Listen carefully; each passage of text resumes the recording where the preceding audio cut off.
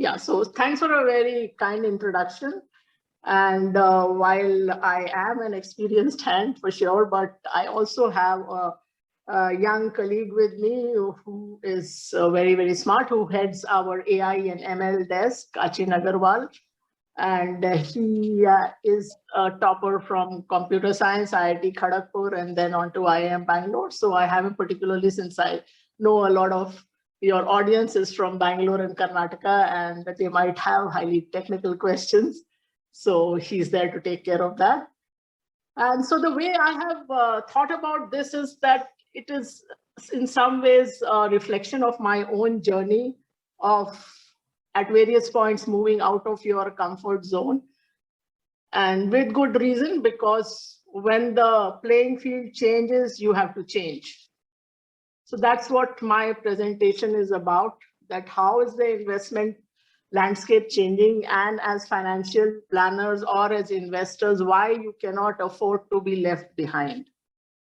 That is the important thing, that when things change and you don't change, you are the one left behind. And you see that changing the playing field is normally used as a metaphor, but at times it is the reality. Like if you look at hockey, this Olympics, of course, we made a comeback after decades, but there was a time decades ago when India and the subcontinent used to dominate hockey because it was all about great dribbling, stick work, the time of Major Dhyan Chand. And then literally the playing field changed from grass to AstroTurf when a different set of skills became important.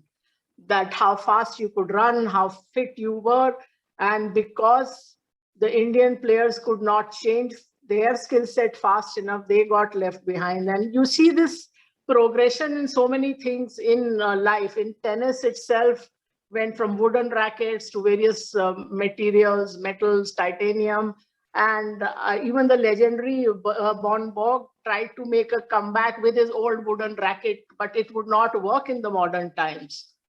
And so also in today's world, if let us say an automobile manufacturer says that I will not change from combustion engines because that's what I understand, they're going to be left behind. So that is a similar kind of change afoot in investment management, with which people have still not recognized. People are still doing things the way it was done 20, 30, 40, 50 years ago. And why is this change happening? Because one fundamental thing which has changed is earlier there used to be an advantage which a human fund manager or a research analyst or investor had of getting additional information by meeting managements. And I have done lots of it because, I was there at the beginning when this profession came to India. I started out in 1993 in equity research. And at that time, I used to call up companies and say, I want to meet them. And this will sound strange to a lot of youngsters. The companies would say, let alone have an investor relations officer or department, they would say, well, why should I meet you? What is this equity research? Please read our annual report that's available publicly and don't come and trouble us. And that used to be also the fun part. As I was telling someone that I would visit NCR and I would start from Greater Noida, meet a couple of auto ancillaries there, Motherson Sumi, on to Delhi, to Bharti, and then go on to Gurgaon, to Carrier Aircon, go on further to the Rico Auto, and then Dharuhera, Hero Honda, and so on. So I have seen steel plants in Tarapur, in Khapoli, in Jamshedpur, and in many ways, all of those things, cement plants, aluminum plant, that was the fun part of investing. But you are not there to be what you enjoy, to do what you enjoy, or to be in your comfort zone. When the playing field changes, if you don't change yourself, you will be obsolete. So now what has happened is that this information edge has got regulated away around the world. So everywhere it is the same, that all information has to be available publicly. Even if you have a con call, it cannot be the way it used to be earlier, that just the investors you want or the fund managers you want, that has to be put out in public. So now the whole game has changed to something else, which is that now you have lots and lots of data, and which is where this human plus artificial intelligence machine learning system comes in. And the question is, why does it work? First, I'll deal with the machine part of it. It works, number one, which is the obvious reason, that the machine can analyze a very large number of securities. If I look globally, we now analyze over 25,000 securities, or close to 25,000 securities. There is no way a human team can analyze such a large number of securities. That's number one. Number two, the machine can look at hundreds of factors. We all know the broad sum factors which all of us want to look at: ROCE, ROE, margins. But there are many nuances to that. Growth, for example, it is not just growth. We've looked at the first derivative of growth, second derivative of growth, which is called acceleration, and then jerk. And we've got signals from there. If you look at return on capital employed, for instance, yes, higher is better.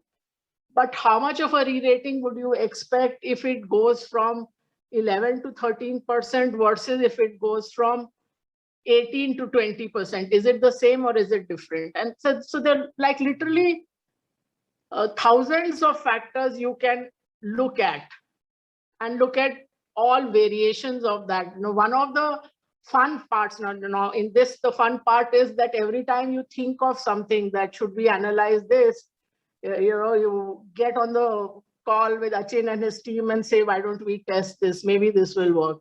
So that is the fun part in this new game.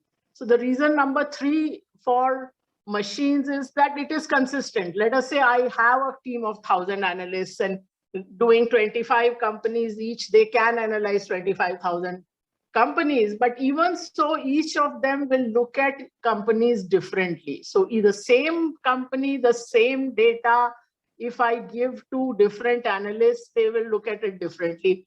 And here, see, this is much less structured, and because you're making a estimate about the future, there have been studies that have been done for things which appear much more concrete, like, for example, insurance, that how much should be the insurance premium payable for this person with these characteristics. They've actually tried it in insurance companies, that just by giving it to different employees within the same company, the deviation is at times as much as 100%. And even on the average, it is 55%. So, someone will assess that same thing at that the premium should be $20,000, and another person will assess it at over $32,000. So that is the kind of variation that is there with people who have been doing it years. In investment, there are like myriad factors. What do you think of the management? What to make of these numbers, and plus, as I said, you're making an estimate for the future here, insurance, etc. It is the parameters are much more laid down. Even then, this is the situation. So this is where the machine helps. The reason number four is that machine is a learning mechanism. All of us over time, over 20 years, our skills might well come down. A, B, when faced with a lot of data, we find it very difficult to make sense of it, to learn out of it. A machine, that is not a problem. The second thing is, as human beings, when we make mistakes, A, we are not willing to accept we made a mistake. Even if we accept we made a mistake, it becomes very difficult for us to analyze why we made that mistake. So the machine is a learning mechanism. It just objectively analyzes the mistakes, or what went right for that matter, and see how to replicate that or what to change. Reason number five, it is free of human biases. All of you are financial planners, so I'm assuming you are familiar with the work of Daniel Kahneman and Richard Thaler, etc. Done a lot of work on human biases. And I will not go into detail of every single bias. I've been writing a series for Money Control on this. So those of you who are interested, I could give you the links to that. And the thing is that all these biases, this is the interesting thing, that for us, we think of biases as something negative, and in the investing sense, they are negative, that they are forcing you to make mistakes. But actually, all of them come out of human evolution. So they are very, very deeply embedded in our system. So if you look at storification, for instance, this is, if you look at all human civilizations across time, across geographies, across levels of sophistication, so right from hunter-gatherers to the most sophisticated civilizations in the world, what is the one thing that is common all through that? That is storification. That is stories. Human beings love stories, right? From the time they were living in caves, they would come back from a hunt, make a drawing, and that drawing actually is now analysis have shown those are actually 3D drawings that they show motion. So all that is a background to the stories you want to tell, which is why in advertisements, for example, stories are very effective methods, that instead of giving data that 5 lakh people, children in this district are malnourished, you give the story of one single child or one single family. That's more effective for people to donate. So coming back to investing, we all want to have very nice stories. Why have I invested in this stock? These are the reasons. This has a great brand. This is that.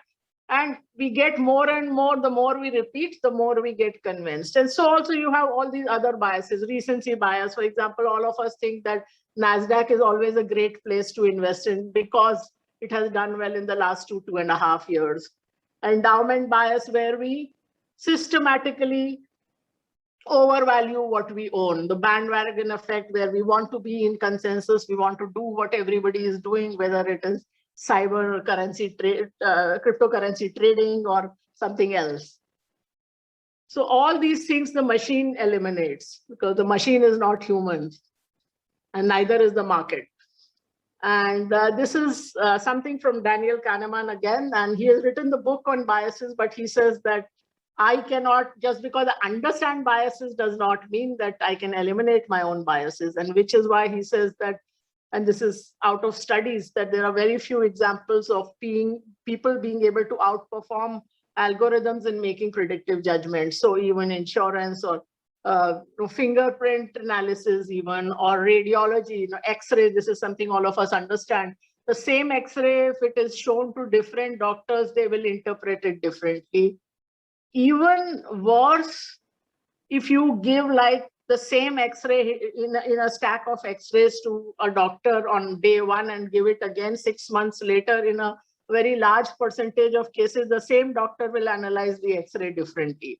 So that is the thing. When faced with a deluge of data, human beings end up ignoring most conflicting data points. You look at, as a research analyst, you might look at 3, 4, 5 ratios and come to a conclusion based on that. So you end up with and the more the data, in a sense, the worse the judgment and opinions. You end up with underanalyzed, oversimplified, lazy opinions.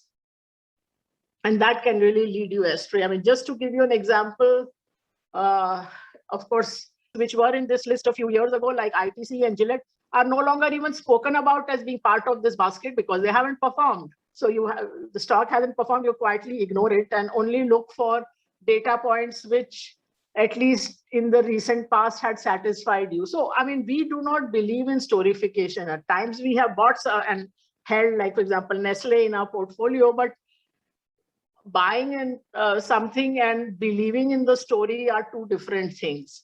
So go by the data, and that data shows, like, I mean, Colgate, you look at 93 to 2002, minus 13% compounded. 2012 to 17, 8% compounded. And all of them have had long periods of underperformance of the market. So nothing is a constant compounder, and nothing is something which gives constant returns. And but the stories derail you. I mean, you look at even a great investor like Warren Buffett, and his favorite storied investment, which is Coke. This is where a lot of this theory comes from, that Warren Buffett bought stocks like Coke, which had these characteristic great brand. It was the #1 brand in the world for a very long time.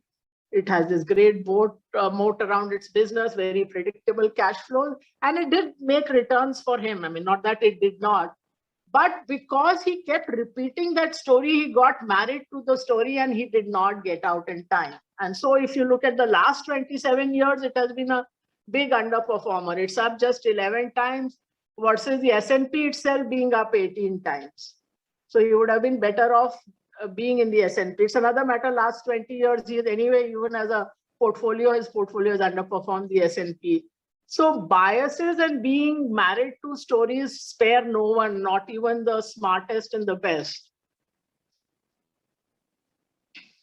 So now we all know that investing is a game of luck plus skill. In fact, almost everything in the world is a game of luck plus skill. Only I think I can think of only chess as being skill alone.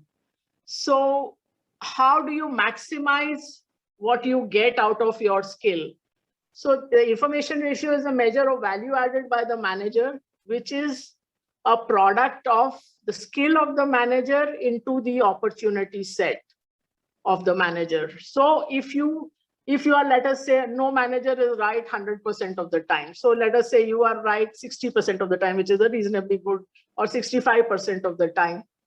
Then what way to maximize the value added is to use that skill over a large enough set of relatively less correlated. It cannot be 100% non-correlated, but as little correlated as possible set. And I will give you an example to make this clearer. Let us say, because that increases the predictability. Because I'll tell you, for example, if you look at a toss of a coin, you know the probability of getting heads or tails is 50%. But if you toss a coin only 10 times, you might get 8 heads or 8 tails, or in a free, even all 10 heads. Basically, the predictability is not very high when the number of tosses is very low. But if you toss the coin 100 times, you're likely to be much closer to that 50-50.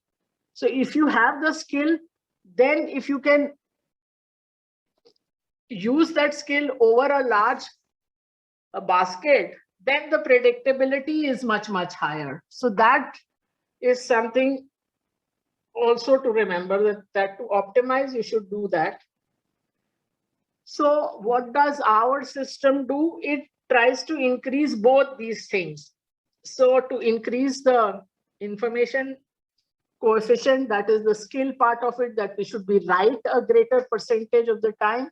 And then the machine, as I said earlier, enables you to use it over a very, very large set of securities. And once you do that, you are far ahead. And then, of course, ours is not a machine-only model. I'll go into a little bit detail of the human angle after a while. So over that, we have an overlay of human expertise and very, very rigid risk management, which is also one of our favorite topics, and how we like to manage risk management is very, very key to the whole system. So our tech stack is called First Global Exotech, which actually is a combination of several systems. So the turbo is one where we talked about a large number of, taking a large number of securities, analyzed over a large number of factors. And then we get an output in the form of X number of securities, which we then use to evaluate through our other systems, as well as the human expertise on top of that. I will not go into details of every system, but like, for example, Weight Watcher. We talk of the world as being a giant Ferris wheel. So in a giant wheel, something is going down, something is going up. So always some geography or asset class is doing well, and at the same time, something else is in a bear market. So this is one of our systems which help us keep an eye of what is changing around the world in terms of relative weights. Glowcom and SkyEye, all of these look at patterns across the world, and many patterns repeat across the world. Now, for example, not just in very well-known global industries like steel, the prices are set globally. But even in something like small caps, often small caps do well at the same time around the world. Or in a particular industry, you will find that everything across the world is more or less moving in tandem, or regions move in tandem. So there are many cuts that you can look at, which again indicate to you what's going to happen next.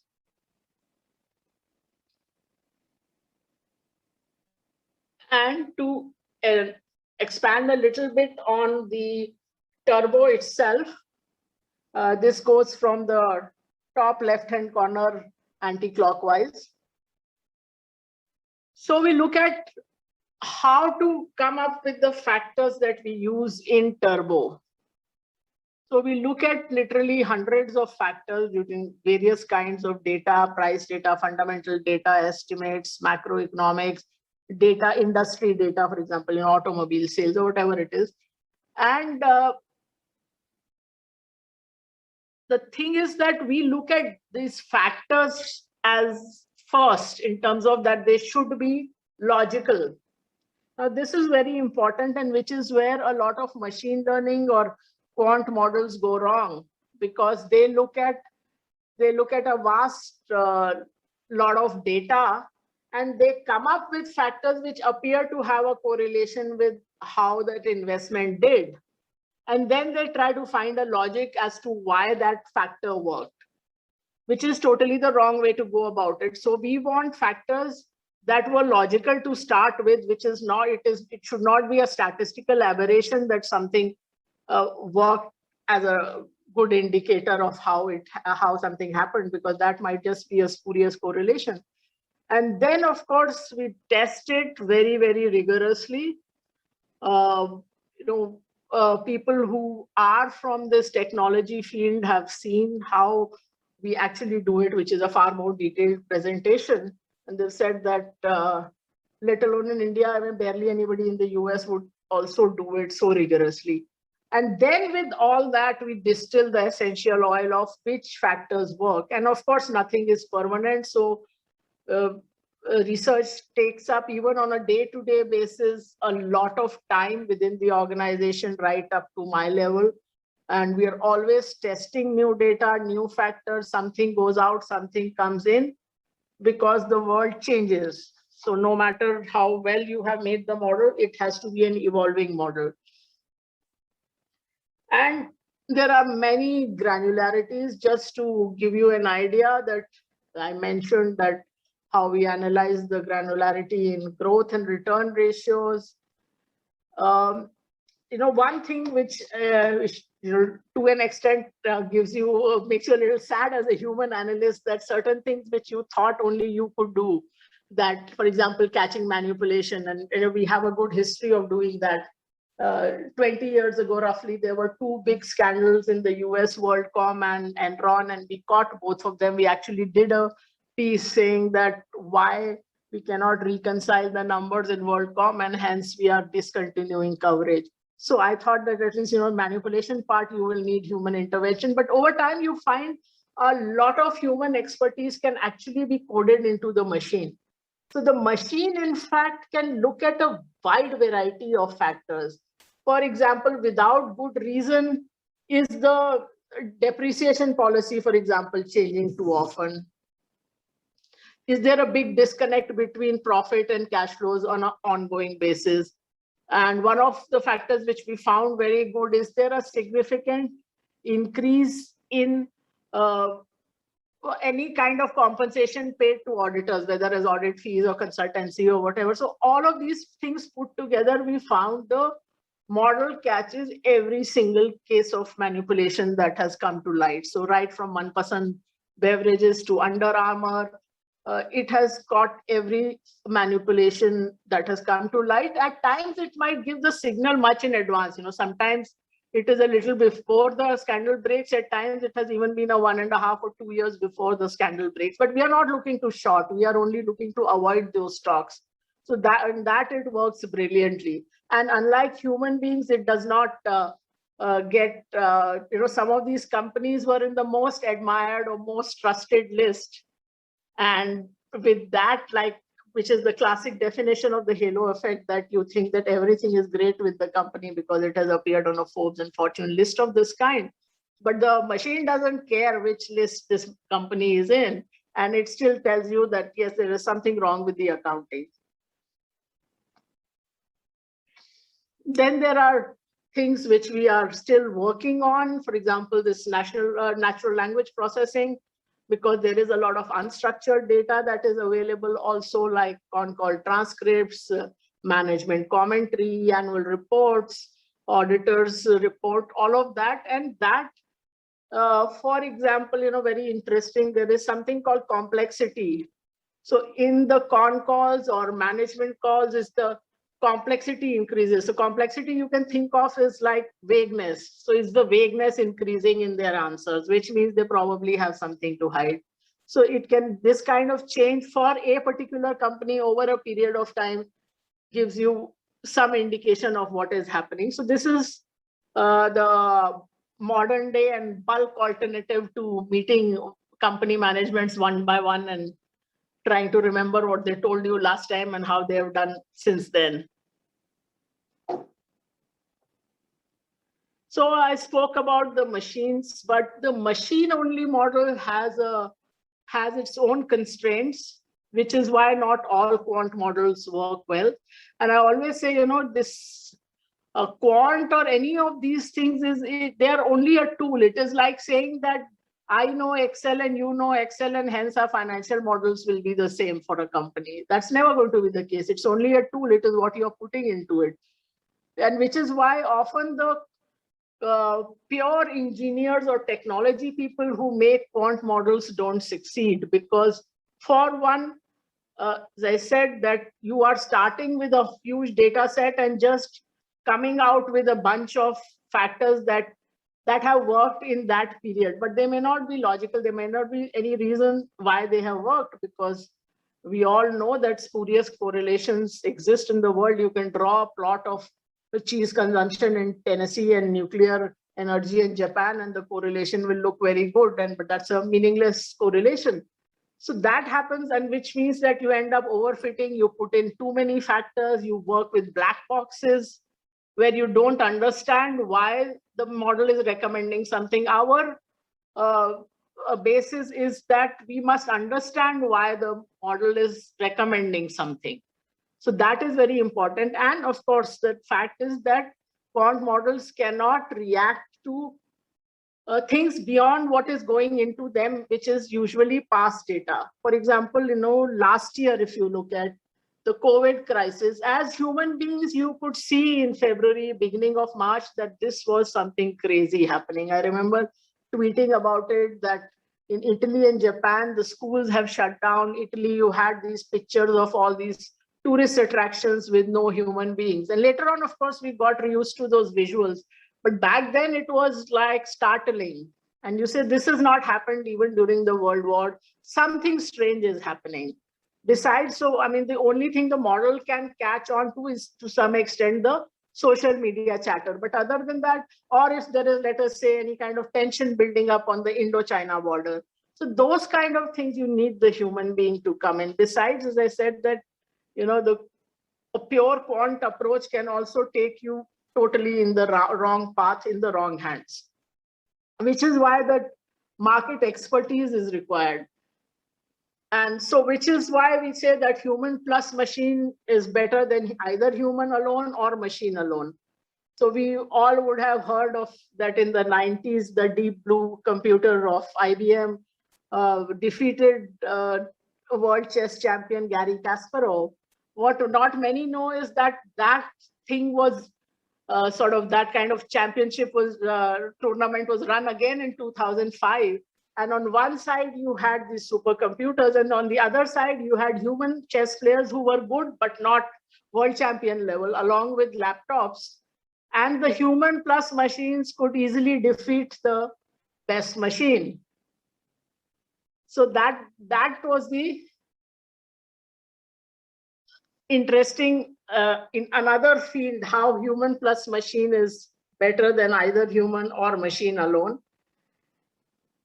And as far as we are concerned, we think humans are needed at two stages. One, as I said, that to code the machine correctly, to ensure that the factors are logical, which a pure quant model, which often inverts the whole logic of factors first and model later to model first and factors later, can lead you astray. And I already mentioned the spurious correlations that you can find if you do it that way.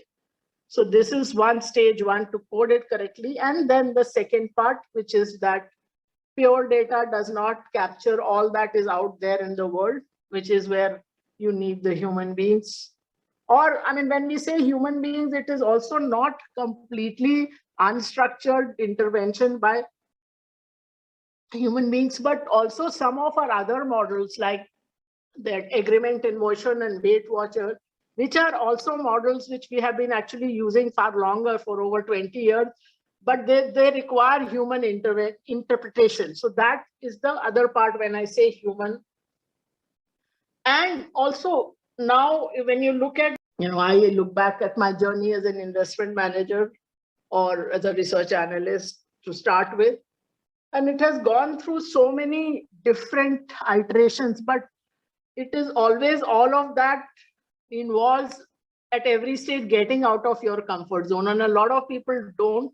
And you as an investor, because your fund manager doesn't want to get out of their comfort zone, you become a prisoner of that. So the fund manager says that I understand this type of company and that's where I'm going to invest. Let us say I invest only in stable consumer stocks. So then, like, for example, last year, this big re-rating in steel, thanks to the whole price run up in steel, you would miss out. So many things you will miss out. So which is why often clients also will come to us and say that I'm invested in this mutual fund or this PMS scheme. 3 years it did very badly. Last 1 year it's been doing well. So that is what will happen. So when the kind of stocks that you like come back in fashion as a fund manager, then your investors will do well. Otherwise, they won't. And also, circle of competence is the very opposite of what I mentioned earlier, to look at not very highly correlated assets or bets. Circle of competence by definition means that you are in correlated bets. So even if you are buying 15, 20 stocks, it might be that you're buying, 8 banks, 2 NBFCs, 5 FMCGs. So all of those will move as packs. You will still have exposure only to a handful of industries and therefore see very severe volatility in your returns. So what we are expecting from our model, which is the Human+Machine model, is that we can look at a wider set and therefore have relatively low correlation amongst holdings, which in turn means steadier returns with lower volatility. And you will see us returning to that theme again and again, that for us, in some senses, lower risk and lower volatility are even more important than the returns themselves. So risk is very core risk management. And we always say that 60 to 70% of the management fees that we charge are for risk management, and only the balance is for return management. And this quote on the left is one of my favorites, going back over 40 years. I think it was written in the late 70s. There's an article called The Loser's Game by Charles Ellis, that every game in the world can be classified as a winner's game or the loser's game, depending on whether the outcome is determined by the winner or the loser. That at a Grand Slam level, for instance, he said tennis can be both these games. So at the Grand Slam level, it is a winner's game, because you have to play very well, serve very well, have these hard volleys to win. But at your local club level, if you think you are Roger Federer and that's how you start playing, very soon you will make so many mistakes, you will be out of the game. So at that level, you have to do only one thing, which is to remain in the game. So in investing, it means avoid the big losses. So that is our mantra. So which is why in the last COVID crash last year, we managed to avoid. We did have some losses, not that we had zero losses, but we did not have anything like the 30, 35, 40% drawdowns that others did. And that came out of a system of risk management, which has many, many legs. So diversification, I have already mentioned, across multiple stocks, sectors, countries, asset classes. We look at not just market cap, we are very particular about the liquidity. For instance, in our India funds, as of today, we have only around 10%, I think, or marginally less than that in small caps defined as market cap below 5,000 crores, because anything which doesn't meet our liquidity criteria doesn't make it. What size we take positions, we have stop losses. And the interesting thing is that why I talk of a human plus machine model, on the investing side, on the risk management side, we allow no human intervention. So if the system says sell, we sell, because otherwise the human mind always plays tricks that, maybe we should wait a while. We liked it. So what if it is down a bit? I think we should wait it out. So that kind of logic we don't want to get into. And we also believe in this tactical insurance for portfolio protection, which is to dynamically hedge the riskiest parts of the portfolio. And we would rather pay some cost for hedging rather than expose our investors to just open-ended risk. And that has served us well. Of course, at times the insurance will go unused, so it's just a cost, but that is like health insurance. When you buy health insurance, not as if that you hope to go to hospital or you feel it is a waste if you didn't go to hospital. So that's the way we look at insurance, and the results are there for everybody to see. So we started our India PMS in February 2020. So March is the first full month, March 2020. So in the 17 months, our CAGR is 65%. The market is at 33%. And compared to the rest of the PMS providers in the multi-cap space, this green line on top is us, and everybody else is clustered far lower, from PSK, Marcellus, Motilal, Giri, Vito, Cambit, etc. And more than that, the next slide is where I would like to spend a bit of time. So yes, our returns are great. So we are in that period on an absolute basis, we are up 103% versus 50% for the market. And only 3 other PMS schemes have even outperformed the NSE 500. So other than that, there are only 3 others. And of course, calendar year to date, also we are up nearly 45% versus less than 20% for the NSE 500. But more than the returns, I want to focus on the last 2 columns, which is returns by volatility. That is the first column. So returns by standard deviation. So that we are 5.4. Market is at 1.8. But interestingly, nobody is even at 5 or 4 or even 3. So that is the gap. And gain to pain, this is how much pain or drawdown did you have to live through to get to these gains. So if you look at, so in this, the numerator is the return and the denominator is the absolute value of the negative returns in the months where the returns were negative. So let us say, you are in a situation where you made 20% for the year, and in 9 months, the returns were positive. There were 3 months where returns were down. You had a -3%, -4%, another -3%. So 3 plus 4 plus 3 means 10. So 20 divided by 10, your gain to pain is 2. So that's how it is calculated. So we were at 5.2. Again, no one is at 5, no one is at 4, no one is at 3, no one is even at 2.5. So that, even more than the returns, it is these ratios that give us comfort that our system is working. Because as I said, our first thing is to avoid the big mistakes to protect the principal. And if you look at our global products in our this is our multi-asset product. Since 2015, the CAGR is 15%.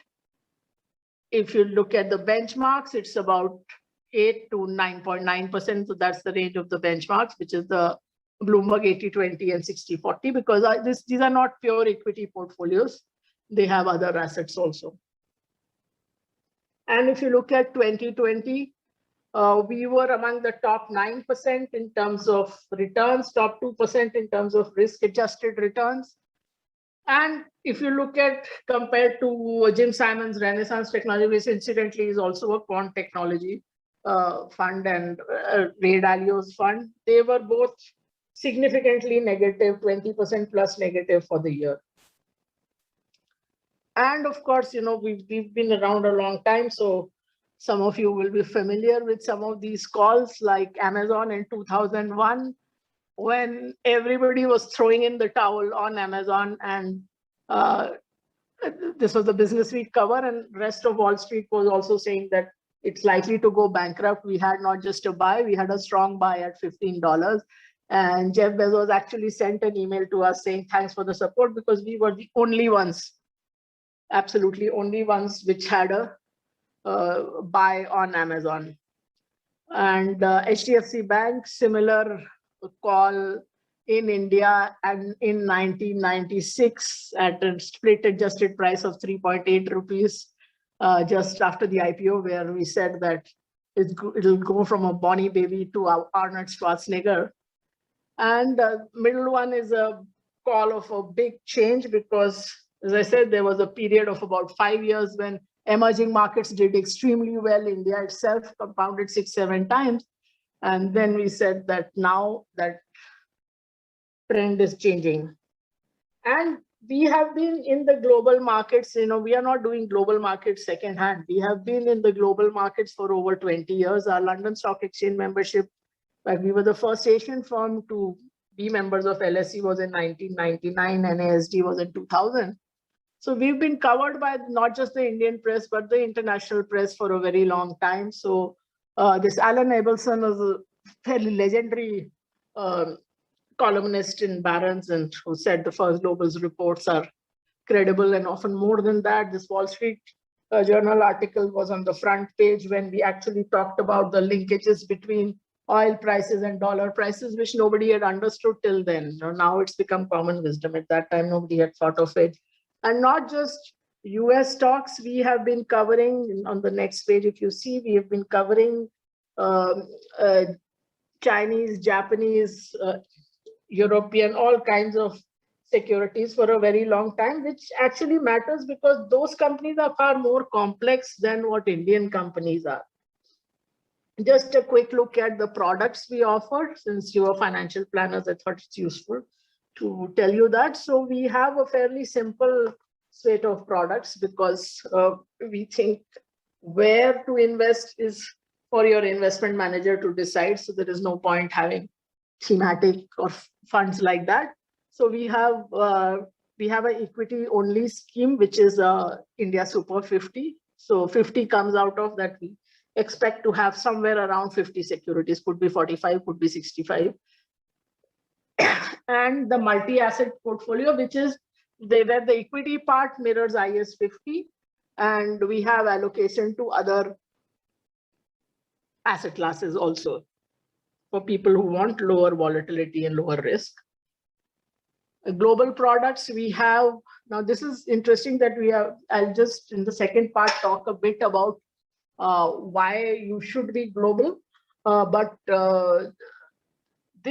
both these products, GFF and GMAP, provide you access to all geographies, all asset classes through this gateway. And this is something that is not even available internationally at such a low entry point. I mean, short of $1 million, no one will even talk to you to give this kind of geographical diversification. So GMAP starts at just about $10,000, which is about 7.5 lakh rupees, and GFF at 100,000. And we also have a global fixed income portfolio, which depending on leverage gives 4 to 8%, but that right now would not be open to Indian residents. It's open to NRIs and other global investors, because Indian residents through LRS cannot invest in leverage products. So we will soon have a fixed income fund which people can invest in.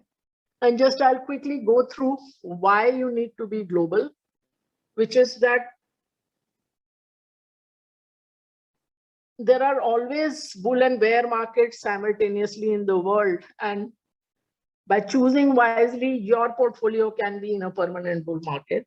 Often people ask me that India is such a great place to be in. Why should I look outside? And this slide tells you why, which is that even in the equity markets, India is only 2.5% or so of the global market cap. So that's really microscopic, and there is no reason why you should ignore 97% of the world.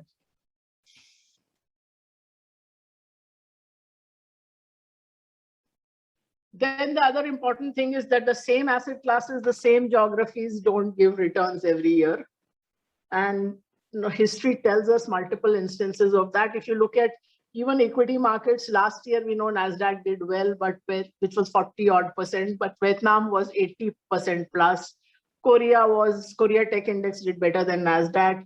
Year before that, it was Brazil, Russia, and Denmark.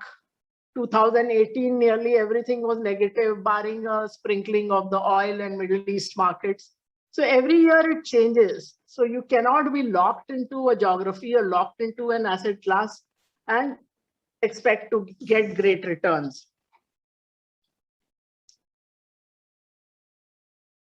So this I already mentioned, that there are always simultaneous bull and bear markets. So whenever somebody asks me that how does the market look, and the answer really only is that which market are you talking about?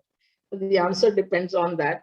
What you should avoid is single currency, single country, single asset risk, because that can scar you forever.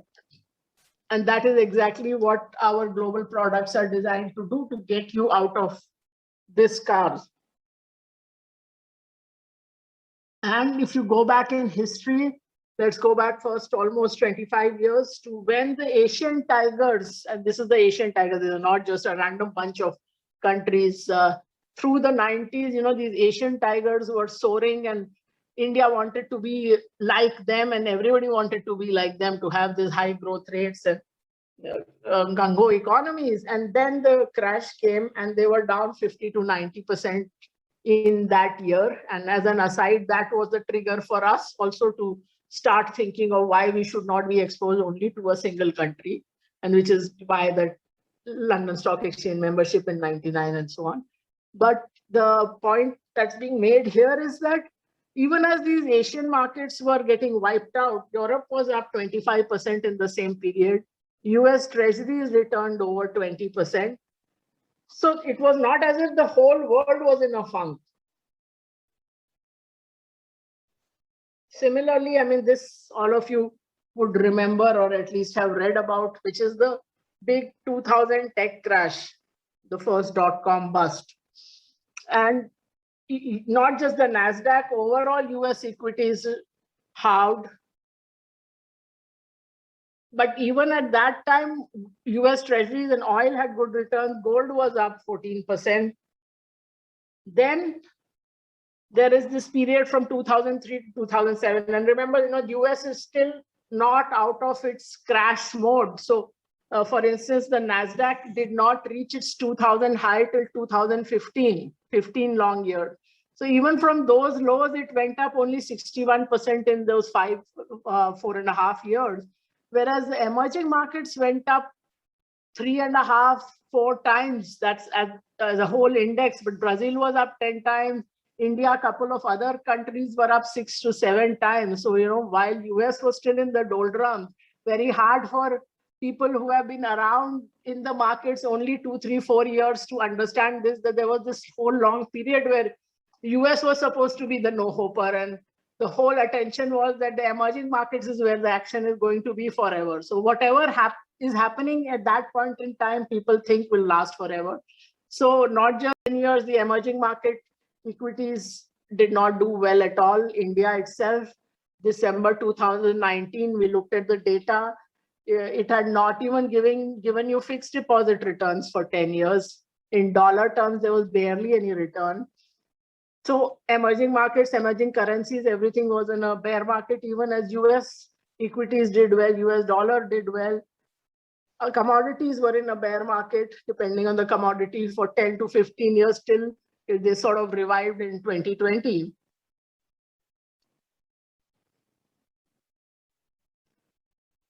So what is the answer? The answer is that in your consideration set, you must have a very wide selection of asset classes and geographies. So for instance, this is what we do, right from equities and equities across the globe to REITs, commodities, high yield debt, investment grade debt, all of that we have to look at. And just to give you examples, for example, last year we bought some oil right from April when it was $15 to $17. We started buying steel companies and other metal companies by the middle of the year. Towards the end of the year, there was a big opportunity in REITs, real estate investment trusts, where even the good categories of REITs, so the good quality REITs had gotten beaten down, and then overall, negative sentiment towards real estate. So even REITs which were in healthcare or, for example, in e-commerce warehousing had gotten beaten down. So there was value there. So there are always things which you have to look at as a whole. So I mean, as the financial planners, all of us, they said, like to remain in our comfort zone. But there are two big moves where you should be there to help your clients navigate. One is a move from a traditional fund management model, which is where most fund managers are still stuck. They're still stuck in the 90s, to this Human+Machine model. And the other is to move away from an exposure to only a single country to a more globally diversified model. So, those are the two thoughts I want you to take away from this talk. Okay, I'm done, and now you can ask your questions. Ma'am, it was a super presentation. We have put so many insights to us, which we come across every day, but we really don't apply our mind to that. I think for the first question that I would put across is that, see, in the whole equity market, at least from the primary point, if you look at the valuation tools that are generally looked upon, where you actually explained the deficiencies of the human model and where the machine model takes over at certain points. Price earnings ratios have become a very constant tool in the previous regime. Well, if you see the investment opportunities in the current world, it is all moved to free cash flows and growth strategies. So what would be the main rationale for this whole change in the approach across the global markets, particularly if you see? I don't think it's a recent change. I've been working with free cash flow models right from the middle of the 90s. That is what I'm still putting in the traditional model. So, PEs have been always a meaningless number if you really want to get to it. I mean, you can look at the drivers of PE, which is not just growth. Everybody knows. I mean, you're making me give away my interview questions, but it is not just growth. It is, what do you take as the cost of capital? What is the return and return on incremental capital? So all of those things. But the thing is that none of these are predictable to that degree. One example which I always give is that if you ask any analyst analyzing any company virtually, they always will have a model, whether you're talking an earnings model or a free cash flow model, where the profits keep increasing and the cash flows keep increasing. You will rarely find anything which is anything other than that. You can quibble with the growth rate. But if you look at actual data, and this is like, even I'm not talking about this COVID crisis and all, much before that, if you look at 20, 30 years data, there's almost no company that manages to even show any profit growth every year.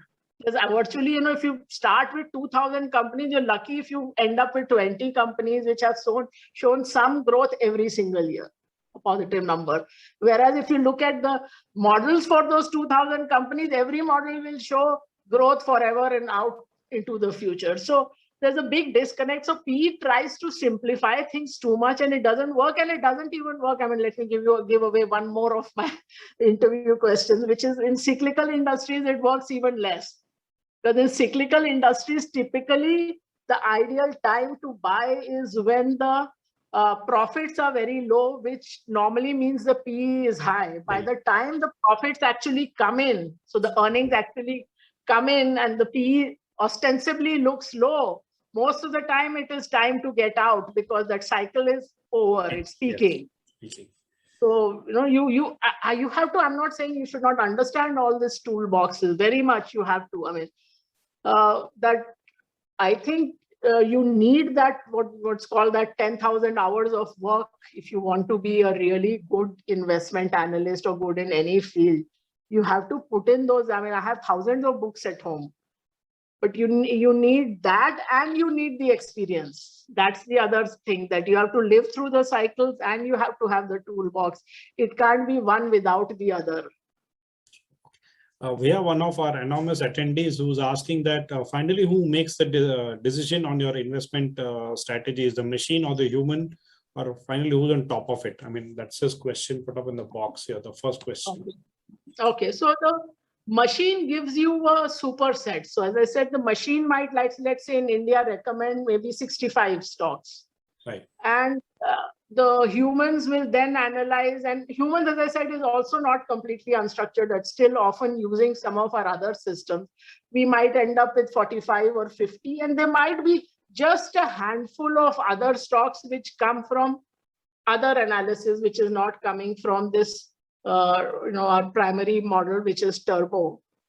Because, as I said, it is things like these cyclical industries where you will not have seen like steel in last year. If you looked at just purely based on the company fundamentals, they may not have been a buy because they had been through a very long cycle of very low steel prices. So, but when the steel prices start to change around the world, you see other indications why that would sustain.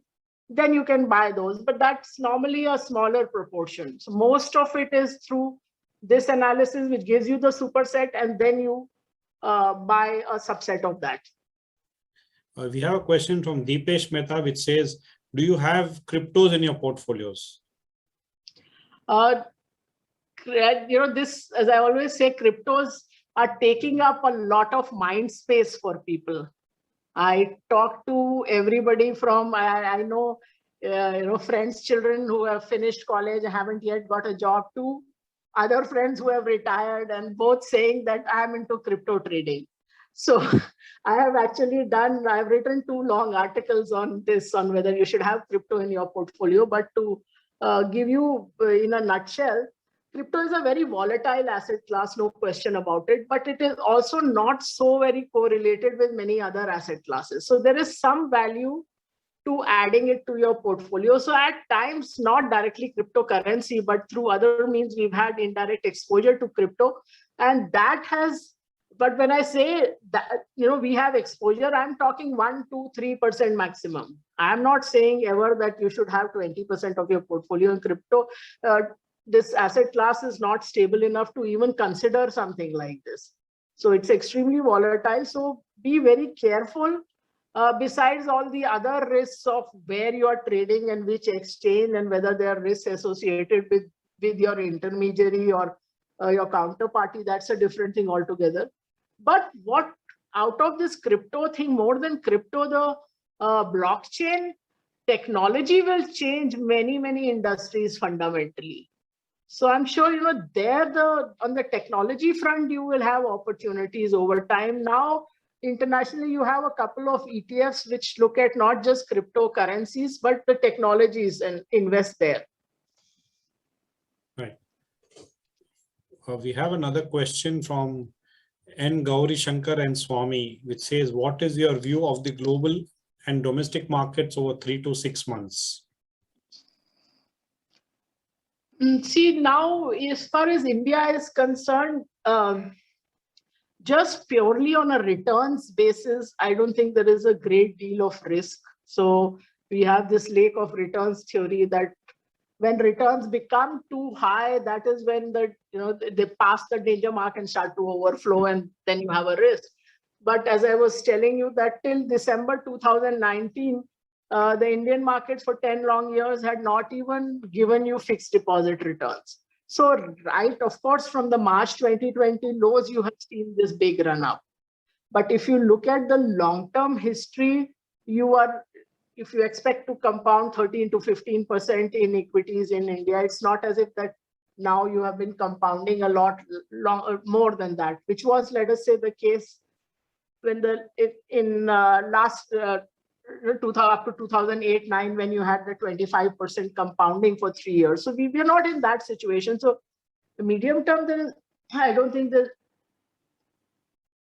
fundamentally that risk. But on the other hand, yes, there can be a correction. And as I said, that we tend to err on the side of caution. So we often have insurance. So currently, to a significant degree, we have insurance both in India and globally. And that's the way we like to do things. Like sometimes people tell us that you were very lucky, or you were or either lucky or very clever to have got that, not to have declined with the market in March 2020, and you got the timing exactly right. Yes, we were conservative then, and we had insurance then. But since then also, we have taken insurance maybe 3 or 4 times, which has gone unused.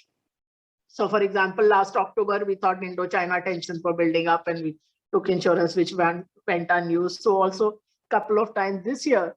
But we are willing to pay that cost to have some hedge. So as we say, don't be bearish, don't be bullish, be harish. So be willing to change direction when things change. Don't be wedded to a viewpoint. I think that has been the core, the philosophy, right, for all your strategies. I think don't be married to anything. Yes, not be married, and be conservative. The risk first, return second. We have a question from Rajesh P. Rao. He says, what's your view of gold in the portfolio?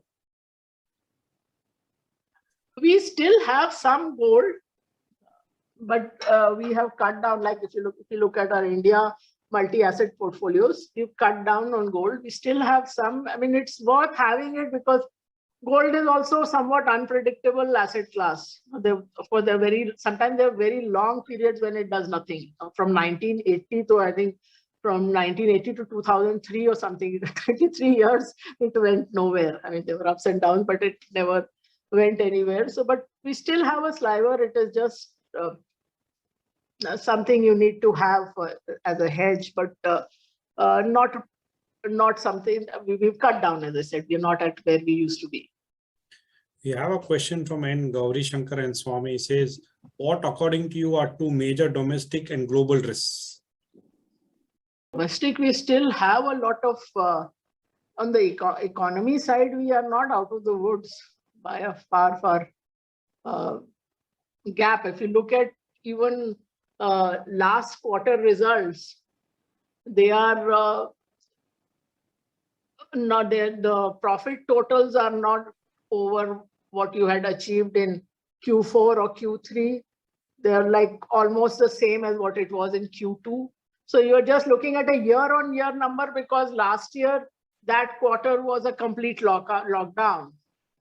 And also that was a quarter in which a number of companies like Bharti, Vodafone, and many of these two had big losses, but even the banks had very poor results because of many write-downs. So it just on a comparative year-on-year basis, somehow it's looking good. If you take out these banks and telecom and also the metal pack, you actually have only a 9% profit growth over the one last year, which is actually pretty poor. So, and you still have people out of jobs, many businesses which have shut down. So I think on the economy front, you are not out of the woods. And we like to, in any case, look at sectors. We like to look at diversification. So we never take even sectorally very outsized bets. So, for example, we had bought metals, and because they did so well, they had become a larger chunk of the portfolio. So we've cut back there.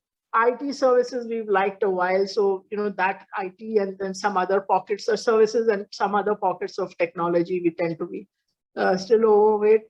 Globally, one risk I don't think which is there very significantly yet is the interest rate, which everybody thinks that interest rate, there'll be pressure upwards on interest rates and yields. But at least in India as well as Europe and US, I don't see that happening much. So that, but things are very dynamic because of this COVID news. also. So that still remains, that on every week you hear some news in some country, and if nothing else, the currency reacts. So, still many things to keep an eye on, including China and its ambitions from everywhere, from Taiwan onwards, as well as what it did globally, locally to its own companies. So those many things still to keep an eye on, from COVID to inflation. Again, US, by strengthening the dollar, at least for themselves, they have kept the lid on inflation. But that, for a country like India, it still gets passed on. What do you mean by taking insurance? Girish K and a few other of our attendees have a similar question. Okay, so this is buying puts. So that's essentially what we are doing. So, and in a PMS, you can only use derivatives for hedging. So that's what we do. So we use puts as a hedge. So that is what we are doing. We have a question from one of the attendees, Aarti, which says, are we on a global basis? Are all the markets getting revalued to a different kind of a level? That's what she's trying to ask. I mean, are you seeing of a thing, or it's very okay, like the way you put it? Okay, let me relate it to what you asked earlier on the PE. Right. One of the most significant determinants of PE, other than the company specific factors, is the interest rates in the economy. So, which is why often when people say that PEs are at all-time high or at very high levels, I mean, you really have to relate it to the interest rates, especially in a country like US, where the interest rates have declined so dramatically, the PEs automatically have to go up. There is no other way. So to say that the market is overvalued because the PEs are high is wrong till the yields remain low, because P by E is only the inverse of E by P, which is the earnings yield, which has to be benchmarked against the debt yield, not directly, but that is one of the inputs which goes into determining what is a sensible earnings yield. So that is the part which people forget very often in the valuation. So, and as far as the Fed, or for that matter many other central banks are concerned, there is this whole fear of the markets now. We all remember the last taper tantrum. So that is really what the markets are holding over the heads of the central banks, that if you dare to let go of the easy money policy, if you want to get the yields up, we are going to crash and you'll have to roll back. So that's become like kind of a you have the central banks by the short hair, as I said. So it's not just the Fed. I mean, the surprising part to me, I mean, again, being too long in the markets, is that you have Europe in the same boat. When we were growing up, Bundesbank was the inflation hawk to beat all inflation hawks. That because of that hyperinflation in Germany nearly 100 years ago, that was the overhang in Germany, that no inflation, everything else can be managed, but you can't allow inflation to go up. Today, you have inflation and you have negative interest rates for bank depositors. So bank depositors have to pay money to put money in the bank, and the central bank sits by. So it's a very different world now. We have a question from Ravikant Markoda. Says machines can evaluate many more parameters in a short period. However, the risk is that it can result in many conflicting correlations as variables are too many. How will you filter and build an insight from these? Achin, you want to take that question, because I think you will be able to give a more technical answer. Sure, absolutely. So essentially, like Devina pointed out during the course of her presentation, there are really two steps in this. Number one, you want to understand whether or not the factor has any meaningful interpretation. A lot of things can have very high correlation, but even before checking the mathematical correlation, you need to check if there is any meaningful logic behind that correlation. And once you are looking at only those factors which have that meaningful interpretation, then you've really narrowed down on a very small set of a subset of factors, where if you find actual correlation in the market, that becomes very, very significant. As opposed to how a lot of quant funds do, where they run millions of tests and by virtue of the laws of probability, some of them will definitely show you very good results, but that's just mere noise. Okay. So using that process, number one, you identify a bunch of factors where you are happy with the logical interpretability and the correlation. And then moving on to the second part of your question, where you where it was asked, how will you derive insights from these, because some of these might be conflicting at times. Now that is where the power of machine learning and the power of models comes in. So, as humans, if you are given 5 or 10 different factors, okay, you will be biased towards one or two factors. For example, if you like the management of a company, okay, you are very, very likely to overlook shortcomings in that company elsewhere. That is how humans work, right? They're unduly biased by specific factors. But that's where machine has an edge. The machine will look at all of these factors put together in aggregation, and it will form a holistic view about what that opportunity is. It will give you a 360-degree view of the company as a whole, and that is how you resolve this apparent conflict across different factors.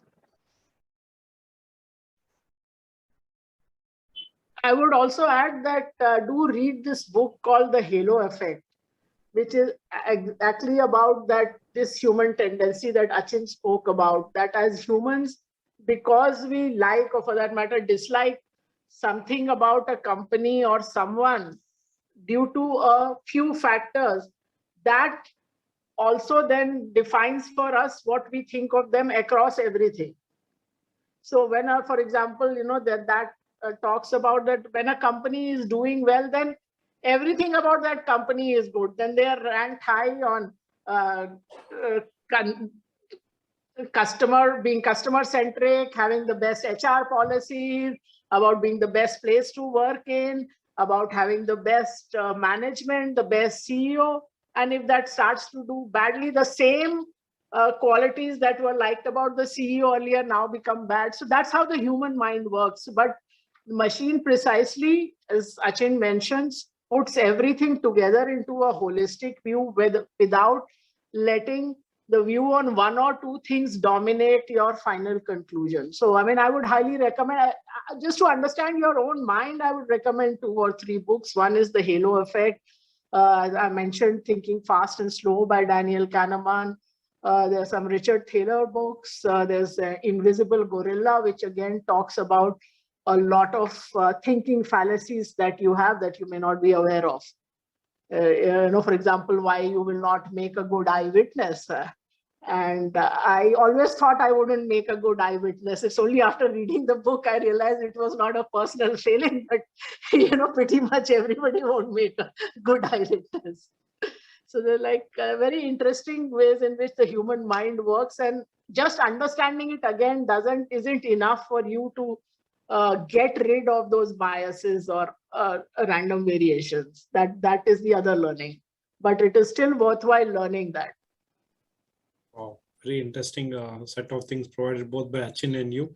We have at least a multiple set of questions which are coming in from our attendees who are asking a very primary question, that how do they empanel with you, or they can, something relating to the distribution of your products or something like that. So what would be your guidance on that? Okay, so you can become partners with us. You can simply send an email to just, Achin just put it in the chat box also, info@firstglobalsec.com, or you go to our website and there's a partners page and you can just click on the partner us form and just send your email and we will be in touch. So we are pretty prompt in reverting to anybody who sends a query, and in case you don't find an answer from us, check in the spam folder, because at times the answer goes in the spam and people said that I sent you something 4 days ago and I didn't get a reply. So that never happens. We reply immediately.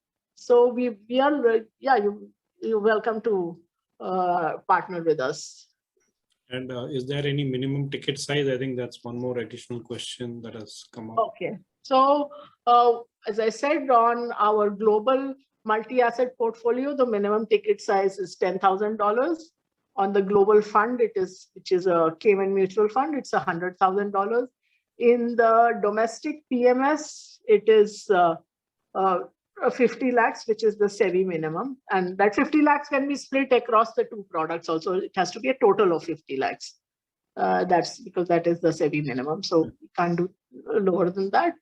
And we're bringing something for the small investors also soon through the small case platform. So those people who are here on the who are looking for something lower, that's what we're about to launch that as well.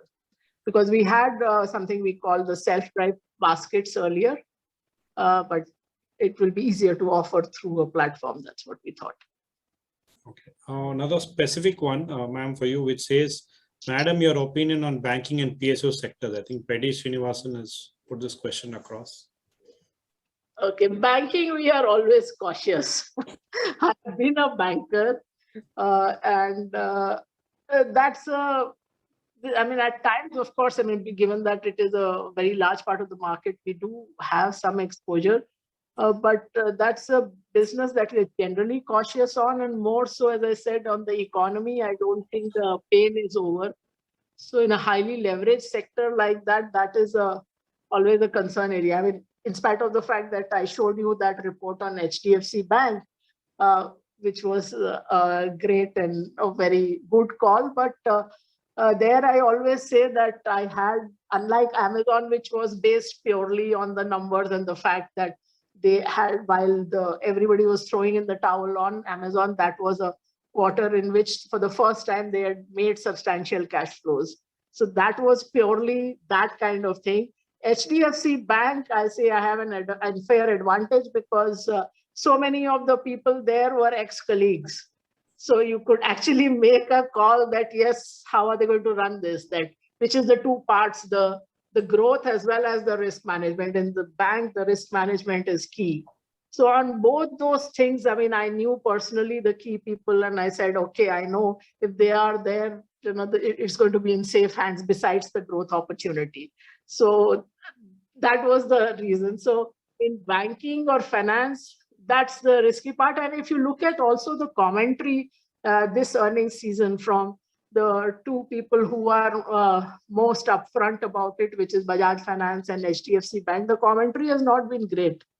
And we know there is a lot of distress even in the gold lenders. The level of auctioning of gold has been very, very high because people have not had enough money even to take back a ring or a nose ring and things like that, even small things like that.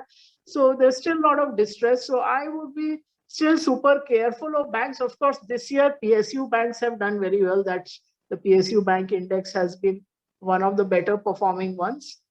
But we are unlikely to be overweight banks anytime soon. Okay, another question. It's from an anonymous attendee, but just to be fair to every attendee today, I think that answers to some of these questions you've already given. So I'm just giving an update on that. Views on a coffee can portfolio, buy, correct, and leave it for 10 years. I think you already mentioned your philosophy on this. So any comment on this? I mean, I would put it that way to you. I think, see, the thing in markets is that it is always a game, as I said, of luck and skill.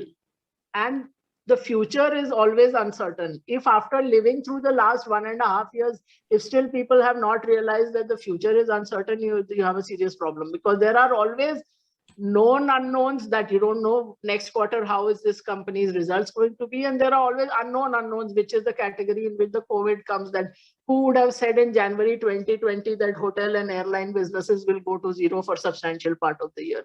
So you always, when you make an investment, always be cognizant that some of it will be wrong, and you have to be able to admit that it is wrong and get out of it. So when you, as I suppose you're a small investor and you want to do it on a DIY basis, you still have to have that philosophy that buy 25 stocks and know that 5, 10, maybe even 15 of them, you will be wrong. So you get out of that, and maybe you will still get, maybe, I mean, out of those 25, 2 or 3 might turn out to be multi-baggers.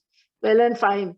Again, whenever people talk of this, that if my father or grandfather had bought Hindustan Lever or this stock or that stock, I would have made so much. But that suffers from survivorship bias. I will tell you, this is a real thing. You know, one client sent that this is my mother's portfolio and she hasn't looked at it for 20 years, and have a look at it. So, you know, you looked at it and there were the DSQ software and Silverline Technologies and NEPC Micron. So that is what a real coffee can portfolio looked like, not what people think it should look like, because that is what it is. Even if, let us say, you would say that was a product of a one-time extraordinary boom, but even if you look at, let us say, the original Sensex companies, so you had a whole bunch of shipping companies and paper companies and textile companies, most of which have gone out of business or of no significance today. Autos, you would have had, you know, Hindustan Motors and Premier Automobiles of that era. So, or as someone was saying, my father's portfolio was all JK Group or Thapar Group. Most of them have done nothing. So you can pick and choose that, yes, if somebody had bought that, it would have been great. But in actual fact, they would have bought that whole basket of what was considered blue chips then. And many of them do go out of business. Company longevity is not good anywhere in the world and declining. If you look at S&P itself, 40, 50 years ago, the average life of the company in the S&P used to be 50 years. In 2015, it was 18 years. Now it would be even lower. So you have to look at companies again, and globally, even more so, the companies, because the obsolescence is even higher. When I started doing in around 2000 US tech companies, US tech at that time meant Dell and IBM and Cisco. It was a whole different bunch from what is considered tech now. I mean, only Microsoft is the carryover. Everything else has changed. What is major tech in the US? So we have another question from Mr. Prasad Iyer. He's saying, is the March 2020 a correction like the 2008 GFC, or is still a bull run market correction in the US? US markets have been on an extended bull run for almost 13 years now. Basically, I think he's trying to put a point that is still the bull run in the US continuing, or you see, on a perspective on that, I would say.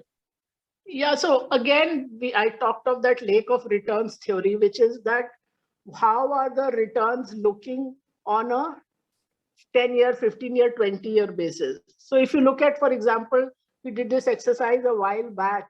If you look at the 20-year rolling return for the S&P, it is still in the bottom band.